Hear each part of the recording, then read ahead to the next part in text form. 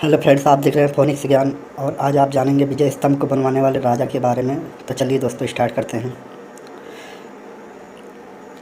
राणा कुंभा का जन्म 1417 ईस्वी में होता है। मेवाड़ के राजा मुगल के पुत्र थे ये 1433 ईस्वी में राजगद्दी पर आसीन हुए, लेकिन राजगद्दी पर बैठने की भी कहानी बड़ी रोचक है। दरअसल जब 1433 में इनके पिता मुगल गुजरात में हिंदू पातशाही की स्थापना करने जाते हैं, तभी इनके सौतेले भाइयों चाचा और मीरा द्वारा इनकी हत्या कर दी जाती है।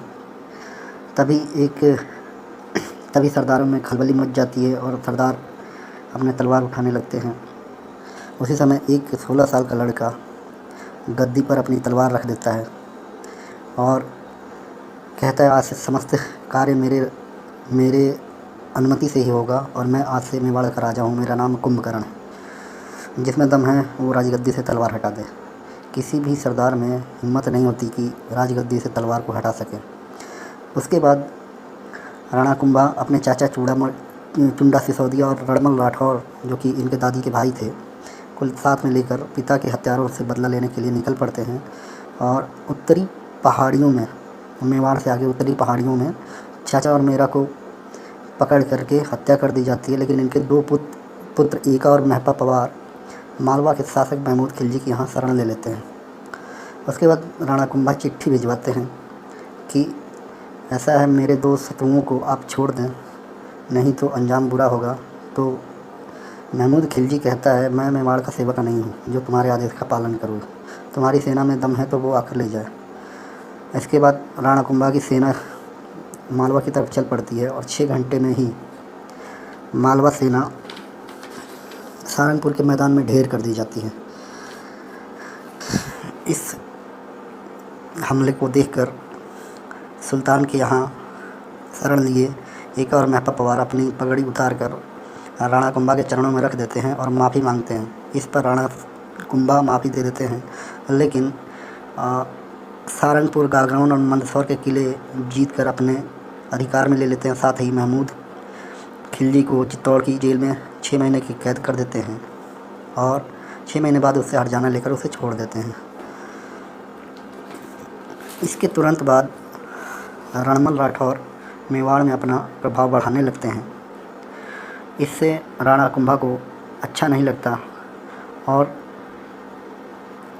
रणमल के खिलाफ वो एक चक्रव्यूह रचते हैं।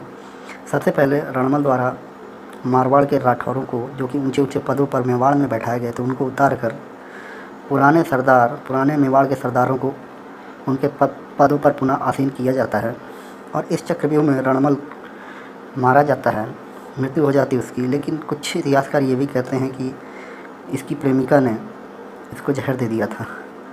इसके तुरंत बाद रणमल के पुत्र राव जोधा, जो कि अभी बालक ही थे, अपनी मारवाड़ी सरदारों की सेना को लेकर मारवाड़ की तरफ भाग रहे होते हैं। तभी राणा कुंभा के चाचा चुंडा सिसोदिया इनके पीछे अपनी सेना लेकर दौड़ाने लगते हैं और लगातार तीरे बरसाते हुए मारवाड़ तक जाते हैं।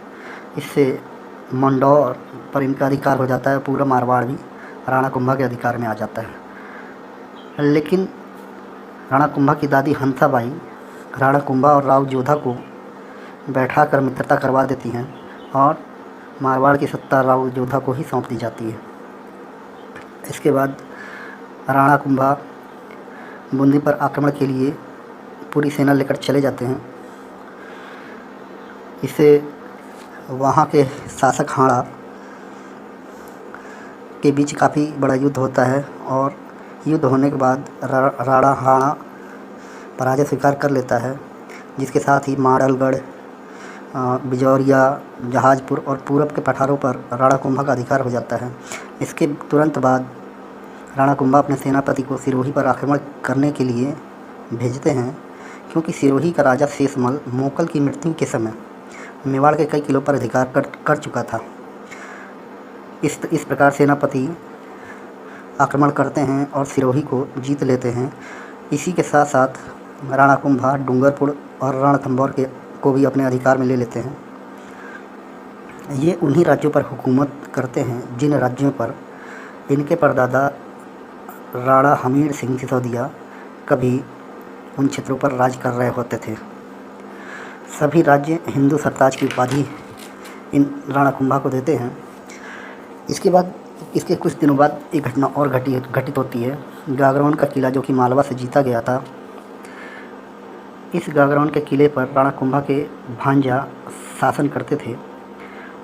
मालवा की तरफ से महमूद खिलजी आक्रमण करता है और गागरान के किले को अपने अधिकार में ले लेता है। गागरान के किले से राणा कुंभा के भांजा अपने मामा राणा कुंभा के पास पहुंचते हैं और ये सारा मामला बताते हैं। तो इसके तुरंत बाद मेवाड़ से सेना भेज दी जाती गागरान के लिए और गागरान में महमूद खिलजी की बुरी तरह हार हो जाती है तथा महमूद खिलजी और कई सरदार भी कैद में आ जाते हैं। फिर इन्हें कुछ दिनों बाद छोड़ दिया जाता है।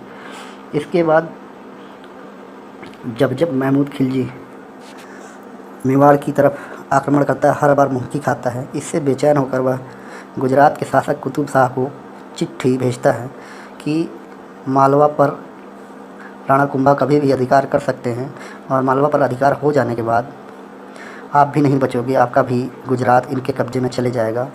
तो दोनों के बीच चंपानेर की संधि होती है और दोनों दो तरफों से राणा कुंभा पर आक्रमण करने की योजना बनाते हैं। कुतुब शाह जो कि गुजरात का शासक था, नागौर और सिरोही की सेना को मिलाकर आबू पर्वत को जीतता है। आबू पर्वत के शासक तुरंत राणा कुंभा को ये बात बताते हैं और मालवा साइड से महमूद खिलजी गागरान का किला जीतते हुए मेवाड़ की तरफ बढ़ता है और दोनों तरफ से यह पता चलता है कि मेवाड़ के ध्वजों को उखाड़ कर फेंक दिया गया है। इससे राणा कुंभा पूरी सेना को एकत्र करते हैं। फिर भी वहाँ पर ये चारों सेनाएं मेवाड़ के ध्वज को आसमान में उछाल कर फेंक देते हैं। इस वजह से वहाँ के सैनिक बहुत ही गुस्से में आ जाते हैं और हर हर महादेव के नारे लगाते हुए इन चारों सेनाओं पर टूट पड़ते हैं, जिससे ये चारों सेनाएं हार जाती हैं और अजमेर इससे कुतुब शाह और महमूद खिलजी की बहुत बेइज्जती भी होती है। साथ ही इनके इलाके राणा कुंभा के अधिकार में आ जाते हैं। इसके कुछ दिनों बाद अजमेर पर भी राणा कुंभा का अधिकार हो जाता है।